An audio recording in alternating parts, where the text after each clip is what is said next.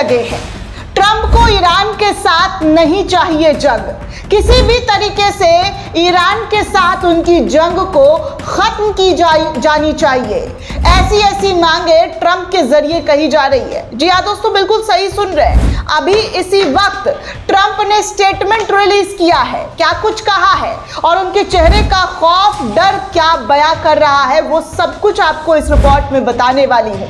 साथ ही इस रिपोर्ट में आपको बताऊंगी कि आईडीएफ का जो हाल इस वक्त हिजबुल्लाह के जरिए बनाया गया है, जहां पर आईडीएफ के मरकबा टैंक्स को एक साथ सैकड़ों ब्लास्ट कर उड़ा दिया गया है, ऐसी भी रिपोर्ट सामने आ रही है। बाकी आपको ईरान की सड़कों पर ले चलेंगे, जहां पर इस वक्त लाखों लोग क्यों उतर आए हैं, इस बारे में भी पूरी जानकारी दूंगी।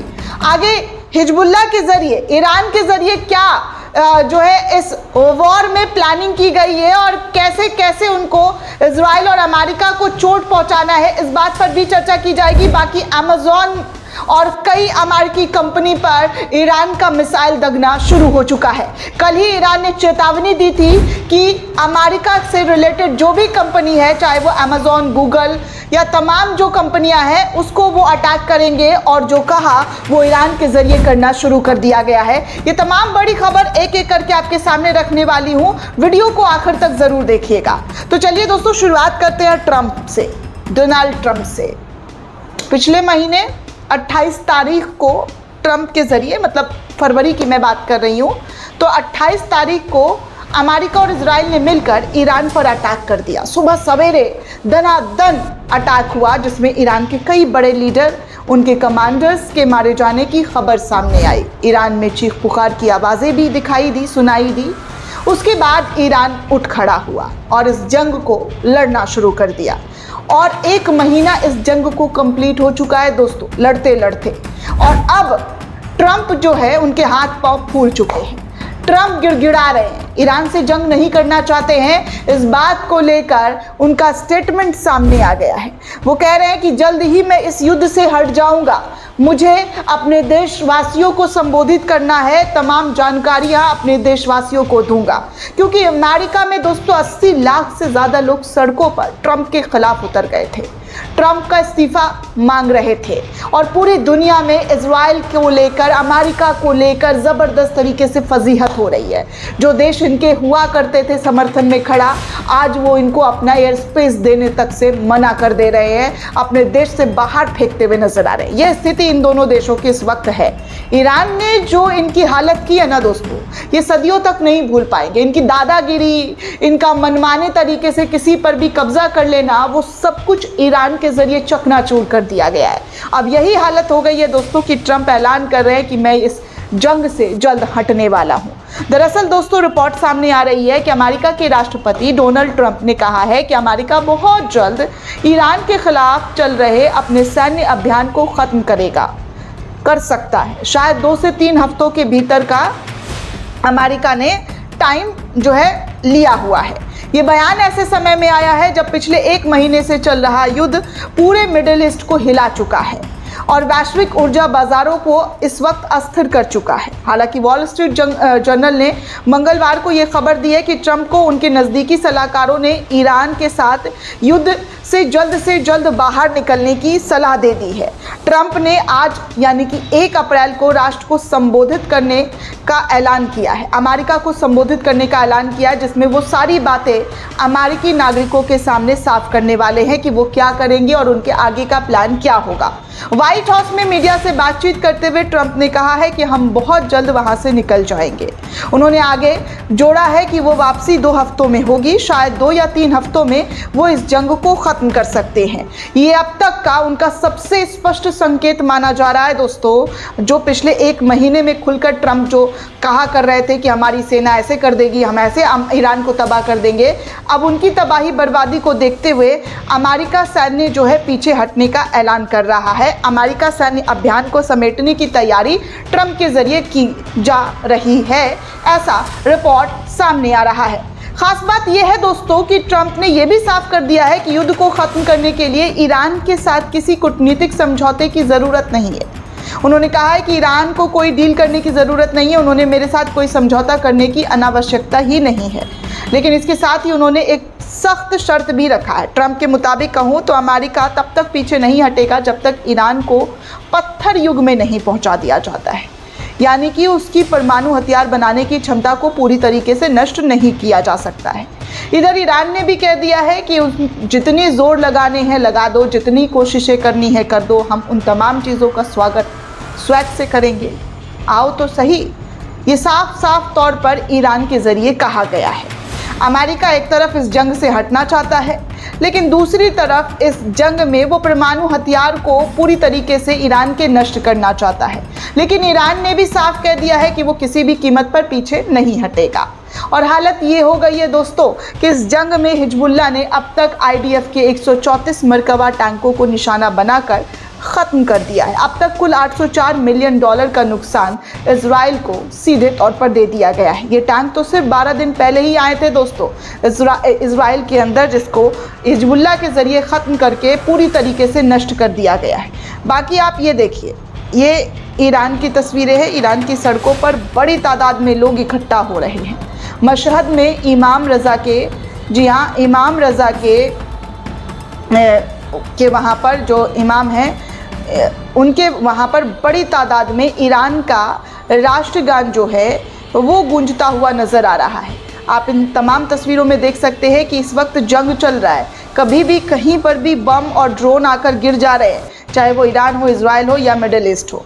लेकिन यहाँ के लोगों की आप जज्बे को देख सकते हैं कि ईरान के रिपब्लिक डे पर ये लोग सामने से सड़कों पर निकल आए हैं। खुद यहाँ के राष्ट्रपति मसूद पेज़ेश्कियान घरों से बाहर निकलकर वहाँ के नागरिकों से, सेनाओं से मिल रहे हैं, बातचीत कर रहे हैं। बिना डरे बेखौफ सड़कों पर घूमना कोई अगर सीखे तो ईरान से सीखे। ईरान के अंदर इस जंग के बीच एक चीज़ ज़रूर पूरी दुनिया को सिखा दी गई है कि वो किसी से नहीं डरता है, सिवाय खुदा के अलावा वो किसी के आगे नहीं झुकने वाला है। ये ईरान ने पहले ही दिन कह दिया था। बाकी आपको और तस्वीर दिखा दूँ दोस्तों, तो ईरान के इस्फहान के ऊपर 2 MQ ड्रोन मार गिराए गए हैं इस जंग के बीच। जी हाँ, ईरानी रक्षा बलों ने रात के समय में कल इस्फहान के हवाई क्षेत्र में 2 MQ-9 ड्रोन को रोककर नष्ट किया है। रडार तस्वीर इसकी पुष्टि कर रही है। ये खबर आपके स्क्रीन पर देख सकते हैं, तस्नीम न्यूज़ के हवाले से शेयर किया गया है। उस वक्त जहां पर ईरान के लोग सड़कों पर उतरकर ईरान रिपब्लिक डे मनाते हुए नजर आ रहे हैं। बाकी एक और तस्वीर आपको दिखा दूं तो दोस्तों, हिजबुल्लाह और इजराइल के बीच टकराव के इतिहास में पहली बार इस प्रतिरोधक समूह द्वारा एक ही दिन में अंजाम दिए गए अभियानों की संख्या 93 पहुंच चुकी है। जी हाँ, 93 संख्या, एक दिन में 93 ऑपरेशन जो है हिजबुल्लाह के ज़रिए इजराइल पर किया गया है, जहां पर भारी तबाही लाई गई है। आगे तस्नीम न्यूज़ एजेंसी एक और रिपोर्ट शेयर कर रहा है और इस रिपोर्ट में बता रहा है कि हिजबुल्लाह ने घात लगाकर सटीक हमला 3 इजरायली सैनिकों को मारा गया है। लबनान के हिजबुल्लाह ने एक घात लगाकर किए गए हमले में 3 इजरायली सैनिकों को ख़त्म कर दिया है। उस घटना की तस्वीरें भी साझा की है। हालांकि वो वीडियो हम आप तक नहीं पहुंचा सकते हैं, लेकिन स्क्रीनशॉट में आप देख सकते हैं कि कितनी बड़ी तबाही जो है हिजबुल्लाह के ज़रिए इजराइल में इस वक्त मचाई जा रही है। बाकी तस्नीम न्यूज़ एजेंसी के हवाले से एक और रिपोर्ट साझा किया गया है। ये सारे ऑथेंटिक चैनल है दोस्तों जिसके हवाले से खबर सामने आ रही है। कहा जा रहा है कि अभियान जो ईरान की तरफ से है उसमें ईरान और लबनान के हिजबुल्लाह के साथ जो गठजोड़ किया गया है उसको पूरी तरीके से इजराइल को ख़त्म करने का लक्ष्य जो है उन्होंने साफ तौर पर एक दूसरे के साथ कस्में खाकर इस ऑपरेशन को अंजाम देने की बात की है। और दक्षिणी लेबनान के अंदर जो फ़िलिस्तीनी वाला क्षेत्र है उस जगह पर इजराइल का जो कब्ज़ा हुआ है उस ठिकानों पर बैलिस्टिक मिसाइल की बौछार हिजबुल्लाह के ज़रिए किया जा रहा है। ऐसी खबर, ऐसी जानकारी निकलकर सामने आ रही है। वहीं दोस्तों आपको बता दूं कि ईरान ने जो कल ऐलान किया था उस ऐलान का अब असर मिडिल ईस्ट में दिखने को मिल रहा है।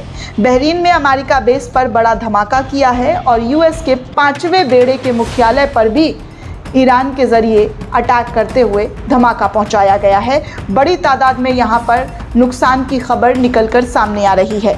वहीं दूसरी तरफ आपको बता दूं कि जो इटली कल तक अमेरिका और इजराइल का एकदम सच्चा साथी था, वो इटली अब अमेरिका में जहाज़ों के सिलसिला हवाई अड्डों को पूरी तरीके से रोक करता हुआ नजर आ रहा है।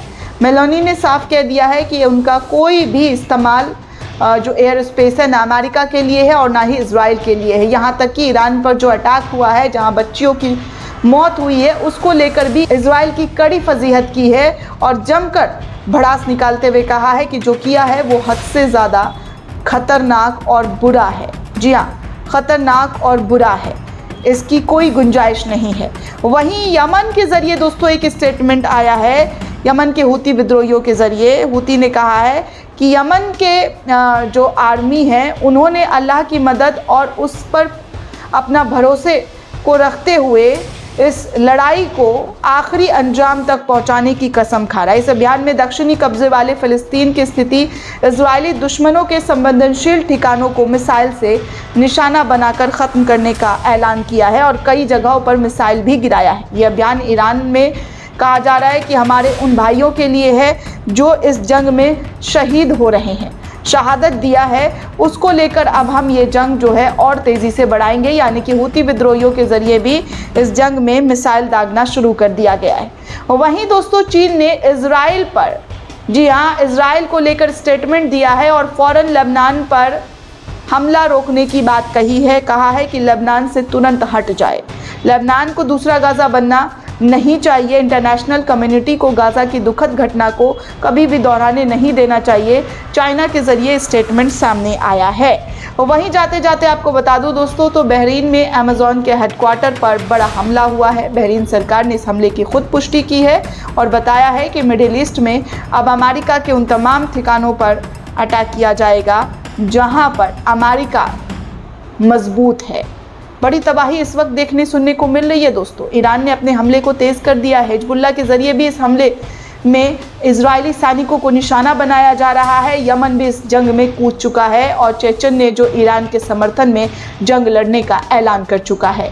ये इस वक्त की बड़ी खबर, बड़ी जानकारी आपको बताई है जो पिछले कुछ घंटों से पूरी दुनिया के सामने निकल कर आ रहा था। दोस्तों ये पूरी रिपोर्ट आपको कैसी लगी हमें कमेंट करके ज़रूर बताइएगा। साथ ही साथ चैनल को ज़्यादा से ज़्यादा लाइक, शेयर और सब्सक्राइब करना बिल्कुल भी ना भूलें। शुक्रिया दोस्तों।